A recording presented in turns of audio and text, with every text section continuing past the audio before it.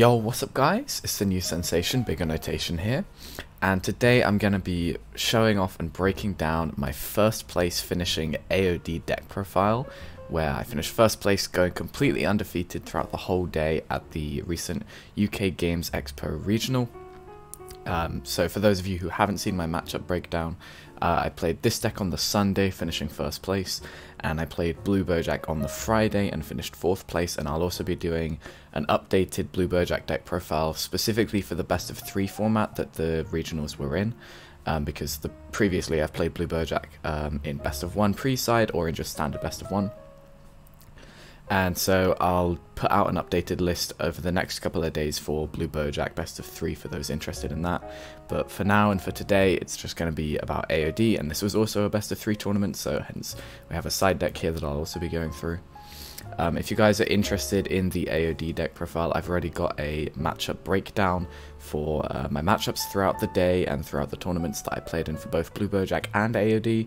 So if you guys really like this deck and you want to hear how I did and how my matchups were, and how to deal with each of the matchups that I played against, then I definitely recommend checking that out as well. And I'll have a link to that in the description down below. But without further ado, we'll get into the deck profile and my reasons behind choosing the deck and the card choices. So to start off with, the reason I wanted to play this deck, first of all, I thought it was a really good pick for the current meta, because the deck can turbo out Slug Super Namekian, and that card does a lot in this current meta, because against yellow trunks they can't evolve their 3-drops anymore because the draw 1 is part of the EX evolve cost. And so with Super Namekian on the board, they can't draw 1, so they're not legally able to trigger the evolve skills anymore. So that locks them out of their main core engine, and they just have to focus on the good yellow stuff to be able to continue playing the game. And then against the Cell Reboot deck, they're drawing a lot of the cards off their Unison and their 4-drop, using the Union Absorb to bring the 4-drop out from the deck, and then drawing 2 cards every time. And also their 1-drop Android 18s and 17s are drawing them cards on play. And so the Super Namekian does a lot against that deck, it stops all of their draws there. But the Android 13 counterplay also does a lot into the Cell Reboot, because you can counterplay all of their 1-drop cells and then stop them ever going up the chain if you don't have Super Namekian on the board. Or even if you do, just to stop them getting to that 20k dual attacker guy is very important. The deck can struggle a little bit with U7 because Vegeta gives them inherent barrier removal, so they can very easily deal with your Turles and Babidi early on, or even Super Namekian if you get it down that early.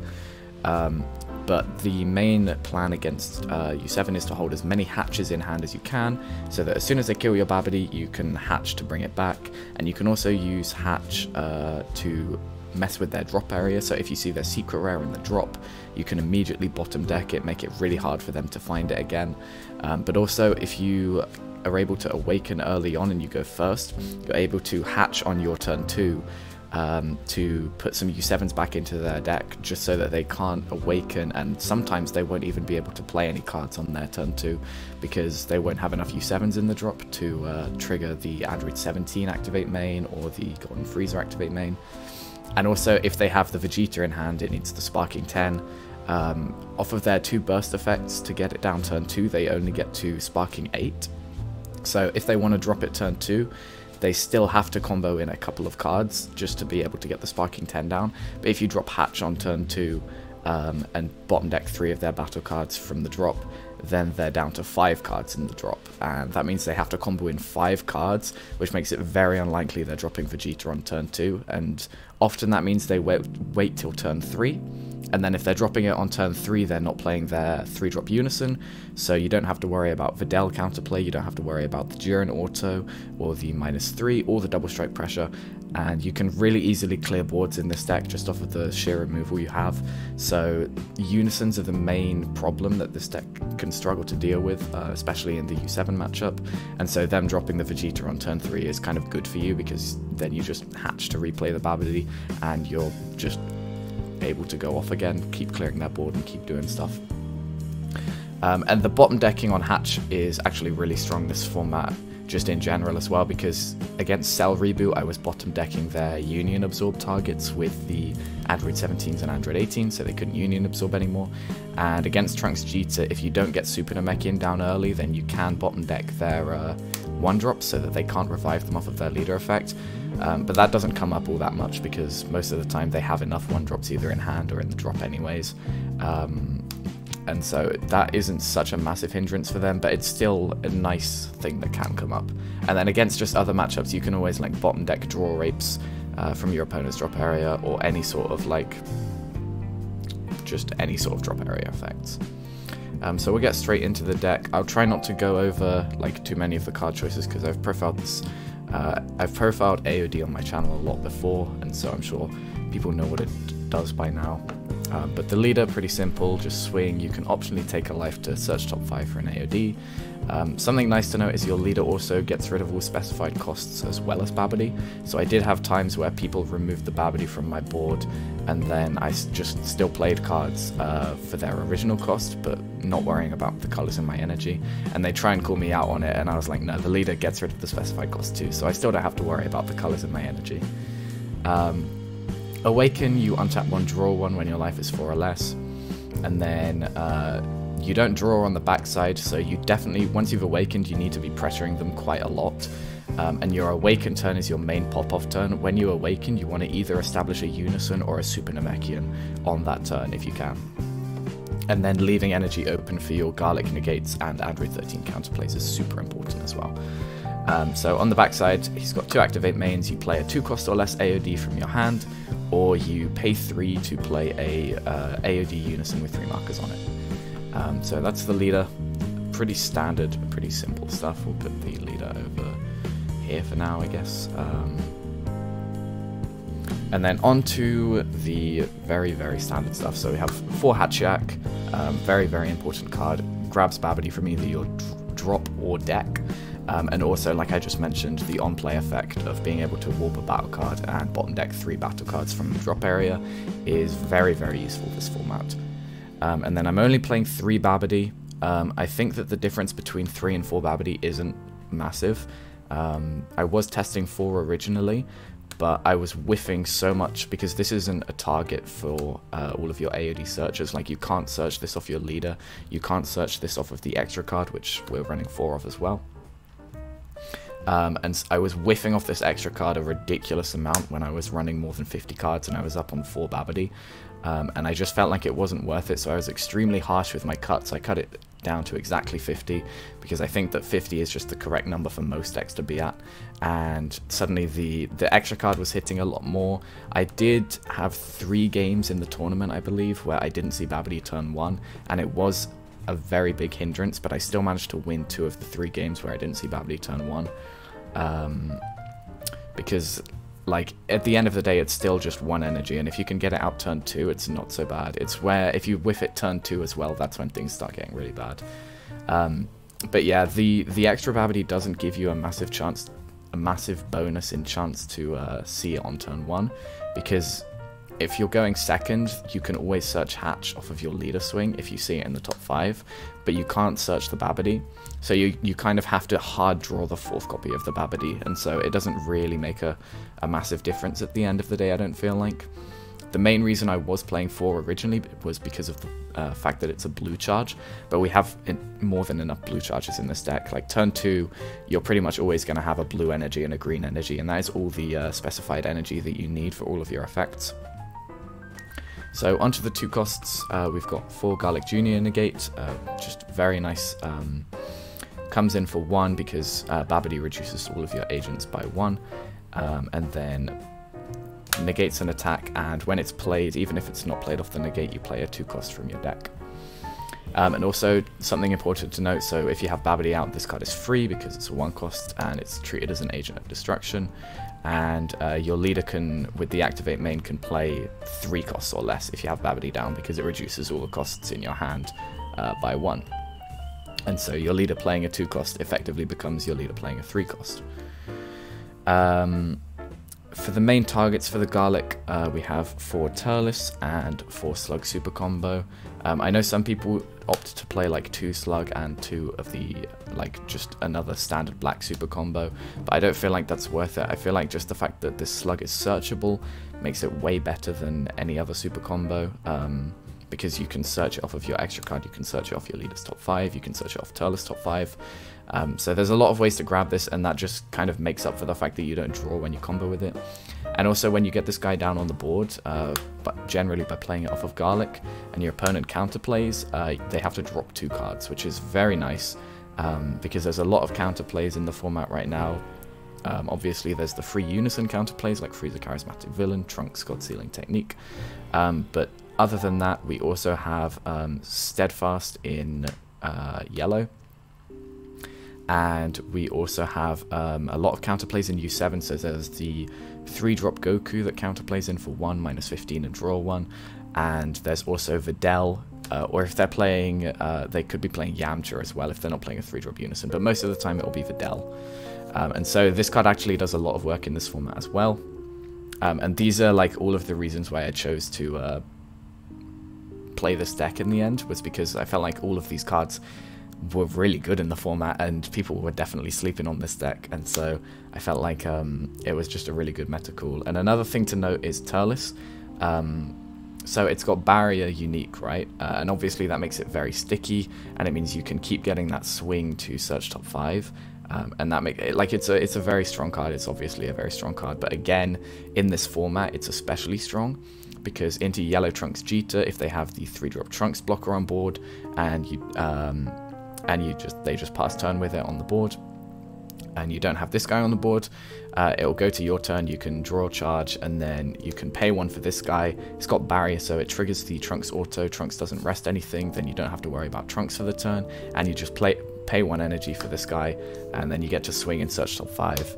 This guy is most of the time going to be your turn 2 play, because against green it's also very strong when they have their Unison down. If they have their Unison down, you can play this guy. It doesn't get hit by Charismatic because it's got Barrier. You can swing with it, search top 5. It doesn't get hit by Dormant because it's got Barrier. And then you can swing with your leader, and then that'll take 2 markers off the opponent's Unison. So if it's a +1 Unison on turn 2, it will be down to 1 marker. Then Freezer isn't live, and then you can play your other stuff, and then you'll be able to kill their Unison. So Turles is extremely strong, especially for a turn 2 play. Baiting out Trunks auto and getting through the green counterplays is very nice. And it's also, again, with that Barrier, it gets around all of the red counterplays like Videl, Yamcha, the Goku that I just mentioned, and all of that stuff. And then really, really big MVP is the Android 13 counterplay. This guy puts in a lot of work against U7 because obviously you can counterplay things like their Android 17 and their more aggressive plays, but the main reason this card is good into U7 is you can counterplay their counterplays, because other than Yamcha, I think most U7 builds have gone off Yamcha by this point, but other than Yamcha, Videl and the Goku counterplays, their effects trigger on the auto, not the counterplay. So when they go to counterplay, if you have Slug on the board, then they're dropping 2 cards anyway, but if you don't, then they're more likely to be counterplaying your stuff. When they go to counterplay, you can then just pay 1 for the Android 13, counterplay their counterplay, they have to drop 1 in hand, you get another 15k guy on board, and you protect your board from their minus effects.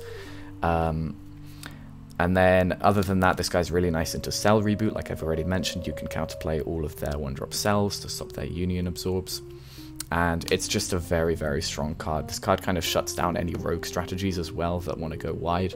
It's kind of useful into Trunks Jita, but it's a lot weaker because if they're evolving, they still get both the draw of their leader and their EX Evolve, because they're both dependent on triggering an EX Evolve skill. They don't care about if the card gets played or not.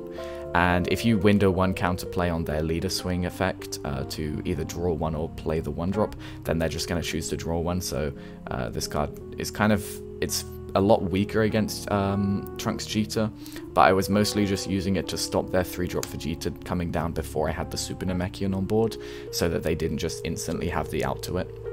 And that was definitely helpful. So that's all of the 2-drops I'm playing, and then on to the 3-drops. The main package for this deck and the real MVPs are the 4 AOD Slug and the 3 Super Namekian. This deck is basically Super Namekian Turbo. It's like an aggressive deck that controls your board and hand at the same time, which is really oppressive, because the Android 13 can control the board super easily, and then the Slug package and then the Android 13 also controls your hand. So it feels a lot like a hand destruction deck that's also aggressive, which is really potent combination. So most of the time on turn 2, if you get your Awaken off, if your opponent has swung into you a little bit with their leader to get their draws, because a lot of leaders need to swing in this format to get their draw power, then you will have taken some life, and also you can take life with your leader and with your extra card. So it was very often and very common that I was Awakening on turn 2. And then if you're Awakening on turn 2, it's very easy to just go like Turles to pay the energy, just so you get most use out of your energy, and so that you can pressure a Unison if they have it. And then swing with leader, swing with Turles, take a life off of the leader effect to go down to 4. Awaken your leader, untap 1, draw 1. Then leader effect can free play this guy from hand, your opponent discards 1, and then you pay your green energy to play this guy from hand. You swing with this guy, and then you have this guy live with 2 barrier guys on board, because you have Turles and Babidi. So it's very hard to turn off the bond, and you will also have an energy up in that turn, because you'll have paid the 1 for Turles, untapped 1 for leader, and then paid the 1 for the activate main on the Slug. And that means you have energy open for your Garlic Negate or your Android 13 counterplay. And if you have a bean in hand at any point, then you can either save the bean for your opponent's turn if they don't have much on board, to bean on the Slug, so that if they're swinging into it, you make it 25k. And then you also have 2 energy, 1 for the Android 13, 1 for the Garlic Negate, or 2 of each, depending on what you have in hand. But this deck is really good at protecting the Super Namekian because of the cheap counterplays and negates you have. And then beaning on Super Namekian is just like crazy good, because they're never going to be able to swing 25k into it. Then I'm only running 2 of the Broly. So like I said earlier, I was extremely harsh cutting this deck down to 50. And I was running this card at 3 before, but I cut it down to 2. And this card is just kind of like, it's not as good as it used to be, I feel like, because we've pivoted more towards the Slug package. This is our main, this AOD Lord Slug is the main target that we want to be playing off our leader effect. And also, if we need removal, we already have Hatch, and Hatch hits 4 or less costs, but it also messes with the drop area. And like I've already said, drop area interaction in this format is extremely strong, and also being able to warp the card on their board rather than just KOing it, again, is really strong, just because of the fact that there's a lot of drop area stuff going on in this format. And so if you need removal, you can just use Hatch, if you don't need to keep Hatch in hand in case they kill your Babidi. So this card like isn't as strong as it used to be, and also the difference between the 4 and the 5 cost between the Hatch and the Broly removal isn't that massive this format, because against U7 they're never playing a 5 cost battle card. Against Cell they're not playing 5 cost battle cards except for Frieza counterplay, and you don't really care about a 10k guy being on the board unless they're gonna run Zamasu and then sack off the Frieza for the Zamasu. But I think most Cell decks are more pivoted towards the turn 5 play, so they're not running Zamasu. And then against Trunks Vegeta, this card is basically only useful into Turles or Too Easy. And I was considering siding a 3rd copy of this for the Turles or Too Easy, but I ended up just not bothering because I didn't feel like it was worth it in the end. So this card it's fine because it's a way that you can find your non-AOD cards, and there were just times where I played it to KO a guy and then, but more to search for my non-AOD cards. But it's also a green charge, which is nice, but yeah, most of the time Hatch is outshining this card in terms of both removal and the secondary effect that it offers. And so this card is just not that crazy good at this current time, I don't think, and that's why I cut it down to 2 in the end. And then for our Unison package, I'd say we're running 3 Baby Janemba and 2 Boo. So the reason I say the Baby Janemba is part of the Unison package is because in the turn where you get Boo down, if you have your Super Namekian already established, then you want to be dropping Janemba so that you can protect your Unison with the blocker. because this Unison is a lot more vulnerable in this deck because it's only ever coming down with 3 markers on it, and so if they use Leader Swing and then Unison Swing into it, then that's 2 markers already gone, it's on 1 marker. They don't have to play around God Sealing anymore, which we're not even main decking in this deck, but they might be playing around it, and if they just then swing with, they play 1 battle card and swing with it, and you're forced to -1 on that battle card if they don't have anything else on the board. So having the Janemba blocker to protect this Boo Unison is very, very, very important. And this was another card that I ended up cutting down from 3 to 2, just like the Broly, the Boo Unison. Because I feel like on some turns, there are a lot of turn 3s where you don't want to be dropping this guy, or where it's a bit awkward to drop this guy because you might not have awakened yet, you might not have the most efficient way to invest 1 energy into the awaken before you awaken and then drop the Boo, because you have to be awakened to drop Boo for the activate main on the backside. And so like there are times where you don't really want to tap out to play it, you don't have the 1 energy to make most efficient use of your awaken, or you just have like, you haven't got Super Namekian on the board and you need to get Super Namekian down that turn. Or if you want to be pressuring them more because you've got Super Namekian on the board and they're running low on hand and they haven't used a floodgate that turn, then you just want to be playing more battle cards rather than the Boo. So Boo is, it's a fine card in the deck, but I don't feel like it's as necessary as it was before. There are times where you just want to be pressuring with battle cards instead of going for the Boo, because Boo feels a lot more like a more defensive play sometimes, because this is kind of how you transition into the long game. But yeah, Boo it's fine, but it's against certain decks it's not so strong. And then to help protect the Boo, we have 2 Support of the Dark Empire, and this card is of course very, very strong just defending your leader as well, because once you run out of Garlic negates, or if you're forced to tap out either to play Boo or to just keep pressuring your opponent, then this card is kind of your backup defense for your leader if your opponent is swinging into you. But this card is especially good at defending Boo because it can stop 2 attacks on your Boo, and if you have Boo down, then you get Janemba down and you can hold one of these in your hand. Then it's extremely hard to kill your Boo, and that's when it's most effective to be dropping Boo, is when you know that you're able to protect it over the course of multiple turns, and that's why this card is especially good. But I think only 2 is necessary because you're not playing a defensive deck, so you don't want to run too many negates. You want to make sure that you have more proactive cards. And speaking of proactive cards, we are running 4 Senzu Bean. So this is why we want to charge a blue energy, because this is a blue specified energy. And then we also want to have a green energy for the AOD Slug activate main. But if you get like a couple of copies of this card in your hand by turn 2 or turn 3, then you really just pop off, because it extends your plays so much, and it means that you don't necessarily have to rely on your awaken to be able to keep pressuring them, because like I said earlier, your awaken turn is really where you start to pop off. But if you have enough of beans in hand, then you can be pressuring your opponent without even awakening. And especially like combining Bean with the Garlic Jr. is extremely strong, especially for clearing unisons, but also for pressuring your opponent's leader if they've already awakened or if they're on low life. Because you can Bean and then play Garlic Jr. for 1, bring out another battle card, you have 2 more swings, and then if you drop another Bean, then you're dropping another Garlic Jr. because every Bean is giving you an energy, and then every Garlic Jr. costs an energy, so you just keep playing more stuff. It's very, very strong.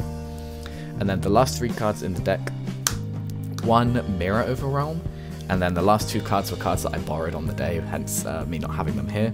So the last 2 cards are 1 SS4 Vegeta Feigned Greeting Overwhelm and 1 Pan Secret Rare.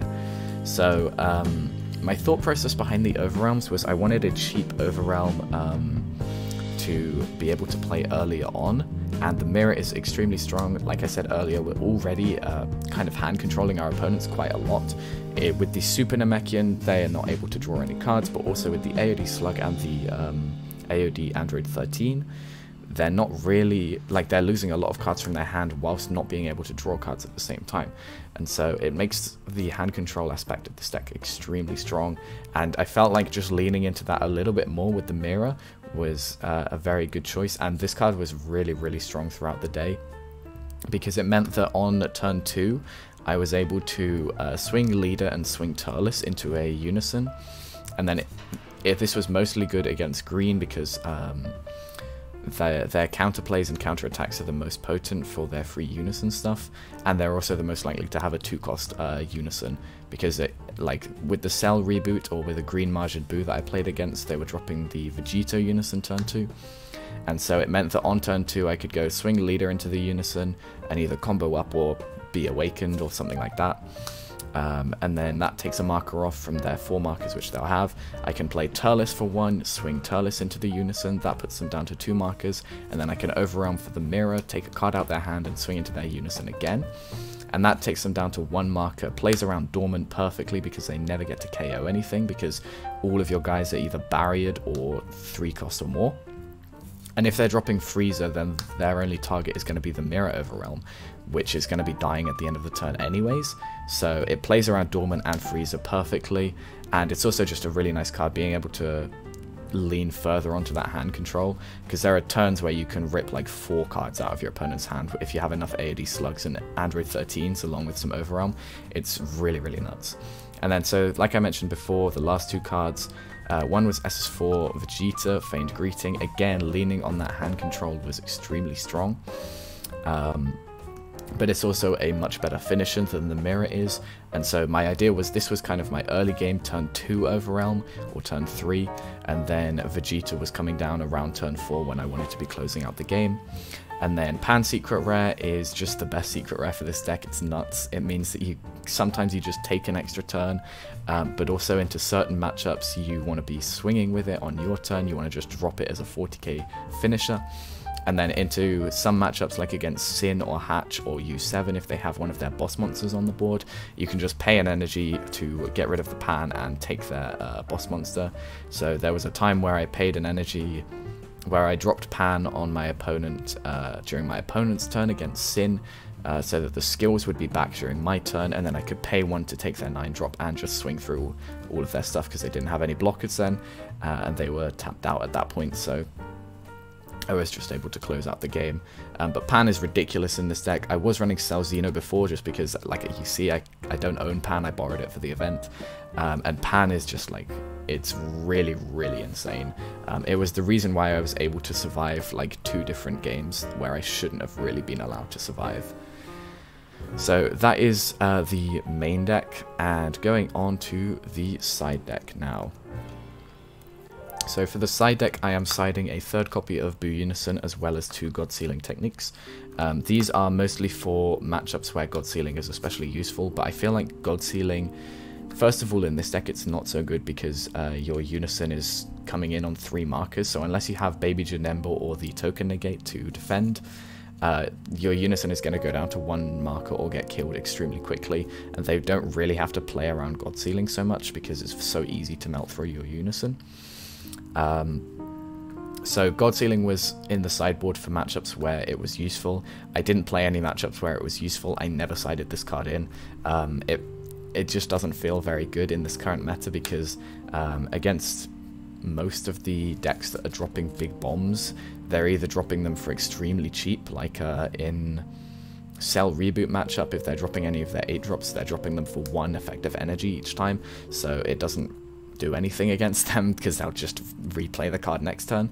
And then against Trunks Jita, there's nothing you really want to hit other than the 8-drop or Turles, I'd say, and those are particularly good -1 targets anyway, so you just use your Buu -1 on that target instead. And then into U7, all of their big guys have deflected, so it doesn't really matter. So I didn't feel like God Sealing was very good at in this current meta and in this in the tournament that I played in, but against some decks it will come up, and that's why I've got it sided here. And then I sided the 3rd Buu Unison just for matchups where it was especially good, where I wanted to be a bit more defensive on turn 3 or turn 4, and where the -1 was particularly good. So against decks like Sin Shenron, where they want to go in on the triple striker, I can just -1 it off the board, or I can block it if I've used the -1. But it also gives me more removal for the 9-drop Sin, because there wasn't really any of that in the main deck other than the Pan. And against decks like Janemba, or any decks where you don't want to particularly go wide because they have a lot of board clears, and you want to have another way to pressure other than with battle cards, you can side in the third unison. And then I was also siding 2 copies of the Vegeta AOD Unison, and this was mainly for Trunks Cheetah matchup, because you can obviously clear their entire board through barrier, so if you're going second and their board gets a bit out of control because you haven't got Super Namekian in time, you can drop this guy and just clear through their board. But also the double strike crit pressure is very nice. There were times where I just sided it in instead of the 2 Boo Unisons in the deck, just for the fact that it was double strike crit, and it can eventually build up to a -5, which rips 3 cards out of your opponent's hand. And most of the time, if you're getting that -5 off, you're winning the game on that turn, because you have so much other hand control tools that you're just able to take your entire opponent's hand apart. And then I was running 1 Fully Unleashed and 2 Max Kamehameha. These were mainly for the Sin matchup. I was very worried about the Sin matchup because in the main deck, like I said, other than Pan, you don't have a way to deal with the 9-drop. But siding these in against Sin was great, and this Bardock Overwhelm definitely won me the second game against Sin. And these cards are just great. I would honestly consider upping the Bardock Overwhelm to 2 instead of the max powers. So maybe that's worth testing out. And my other thought process was I want to be siding out the Mirror Overwhelm going into games 2, most games, especially if Bardock is useful. Because oftentimes they'll side Dabura against me if they're siding Dabura, and so getting rid of the Mirror Overwhelm so that it doesn't trigger Dabura so frequently is pretty important. And obviously the Vegeta Overwhelm won't trigger Dabura because it will go to Warp instead of Drop. And then just making sure that you play around Dabura by either having the Android 13 in hand when you go to discard, make them discard, or by either forcing them to tap out to play the Dabura, or only discarding their hand when they are tapped out, or if you have Super Namekian on the board. So Dabura isn't the biggest problem for this deck to deal with, but anytime I sided in the Bardock Overwhelm, Mirror was the one that came out. Just in case they sided in Dabura, then I didn't want to get too greedy with the mirrors.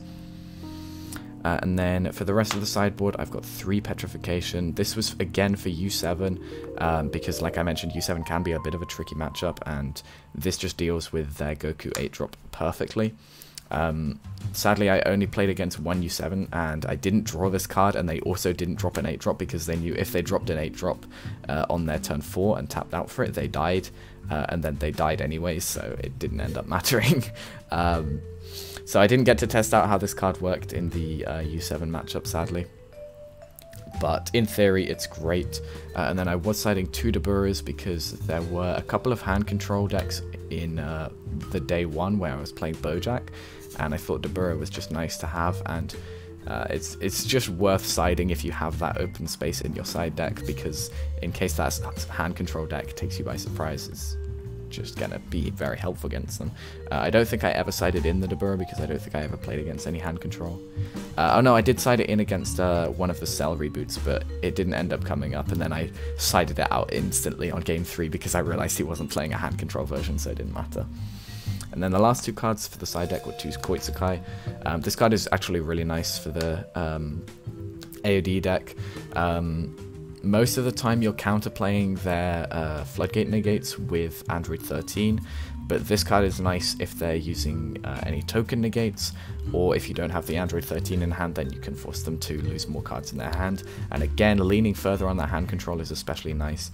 But another reason why this card is so good in the deck is if you're playing the Broly AOD and you peep top 3, and you see this card in one of the cards, then you can just instantly send this card to the drop area from the Broly AOD effect, and you're already set up to go with the Koitsukai.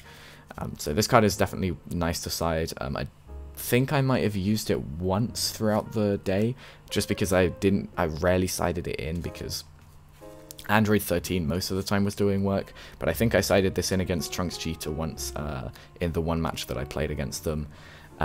Because they have their token negates, and they also have cards like Riposte and Steadfast. So if I don't have the Android 13 counterplay, or if I don't have the slugs on board, then this card can definitely put in a lot of work into that matchup.